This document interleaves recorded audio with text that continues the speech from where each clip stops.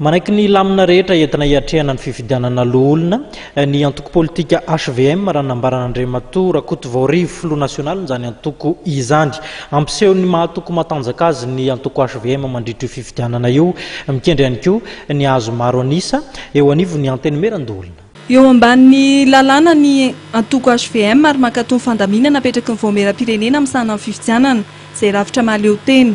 Io valiteny nentin'ny filoha nasionaly ny HVM Rivo Rakotovao mikasika ny lamina napetraky ny CENI hoe eny anivon'ny distrika no anatanterahany mpifidy lehibe ny latsabato amin'ny fifidianana loholona ary samy anana amin'ny Berofandatsambato ny kaomuna tsirairay.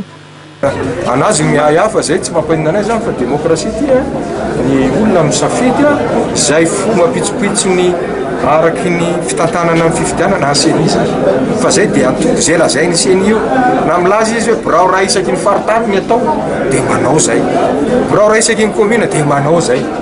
Zay ny réglementation ataon'le rafitra maleo tena tsy ady hevitra tsy mampanina anay zany. Miandrandra ny hazo maro anisa eo anivon'ny anteny meran-dolona no fanamby apetraky ny HVM.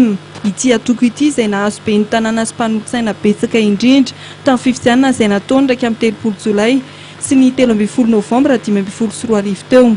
Ary mifanaporofona ny valim-pifidianana be ny tanàna sy mpanolontsaina ny fifidianana loholona hoy ny filoha nasionaly ny HVM. Tafiditra ny fiomanana amin'ny fiatrehana ny fifidianana loholona niakatra eto Antananarivo ary nivoritetsy foibe ny HVM Etsy-Tanimena ny kandida ho loholona ny bikamana amin'ny bromartry ny HVM miaraka amin'ny ministra Koch. Bematana Martin no mitarika ny lisitry ny HVM ho an'ny faritany Atsiranana, Andriamandavy 7 ho an'ny faritany Fianaratsoa, Beranto Alexandre ho an'ny Mahajanga, Malo Benoît no lohalisitra ny HVM ho an'ny faritany Tomasina, Kolo Roger ho an'ny faritany Toliara ary Andrembololona Mananjara no mitarika ny lisitra HVM amin'ny fifidianana loholona ho an'ny faritany Antananarivo. Ny fampandrosotsika ny Madagasikara satria rehefa tanteraka somatsara ka sitrapon'Andriamanitra hoe lany amin'izany sénateur zany dia mazava ho azy fa ny fiaraha-miasa amin'ny finoana politika amin'ny fampandrosona ny firenentsika izay no lara-pahamehana ary ny sénateur manokana dia manana didy amin'ny fanampiana an'ireo commune sy ireo volomparitra tsingeram-pahefana.